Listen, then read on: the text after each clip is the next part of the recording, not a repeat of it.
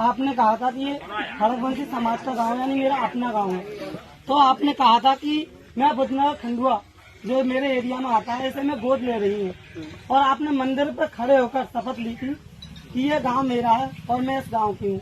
आपने जो गांव के बड़े बुजुर्ग हैं उनसे भी कहा था कि जो आप काम है आपका वो आप मुझसे कहें, मैं इसका पूर्ति कराऊंगी, और अगर इस बार मेरी विजय होती है तो मैं इस गांव में दोबारा आऊंगी। इसके बाद भी आप इस गांव में दोबारा नहीं आई थी। बुधनगर में एक भी बारात घर नहीं है, नहीं यहाँ पर सरकारी शौचालय की व्यवस्था है, और आपने कहा था कि मंदिर से लेके इस वाली रोड को पक्का कराओगी। आपने यहाँ से लेकर जो खड़ंजा वाला रोड था इसे मैं पक्का कराऊंगी।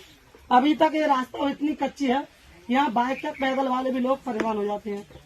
और गांव वालों की विशेष परेशानी ये थी कि आपने ये भी कहा था कि देवी माँ की मंदिर की मैं बाउंड्री कराऊंगी। आपने उसकी अभी तक सुनवाई नहीं करी थी। गांव वालों ने बहुत ही प्रेशर दिया था कि हम जा रहे हैं वहाँ पर, आपके कार्यालय भी गए थे, मगर उनकी कोई भी सुनवाई नहीं हुई थी। आप बताइए, आप इसके बारे में क्या कहोगे? भाई सुनिए, आप अपना प्रचार कर रहे हैं, समस्या केवल एक समस्या, क्योंकि यहाँ पर ये एक तो नहीं बताइए, आपने आप प्रचार कर रहे जी हैं। मैम एक बात बताइए, समस्या रखवा रहे हैं। आपने ये कहा था, अभी आपने कहा था कि अगर आप लोग खुद नहीं बताओगे मीडिया की तरफ पूछो कि विभाग का काम कब तक करोगी, जो आपने कहा था।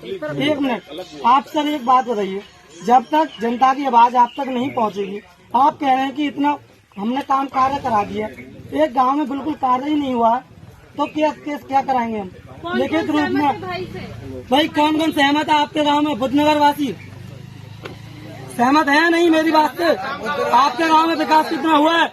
बाबा हाथ उठाओ। बरातघर है कोई? अभी आमने सामने है, कोई भी बरातघर है? रास्ता है? बात रखना। तेरी निगाहें में बहुत देर से पहचान नहीं थी जी, जब तू वहाँ खड़ा था तब भी मैं तेरी निगाहें पहचान नहीं थी। जी जी और बात तेरी निगाहें पहचान नहीं थी। जी जी ये सारी बात तेरी ठीक है जी जी जो तूने कही है। अभी समय नहीं निकला है। ये गांव कुंदनपुर तू भूल गया।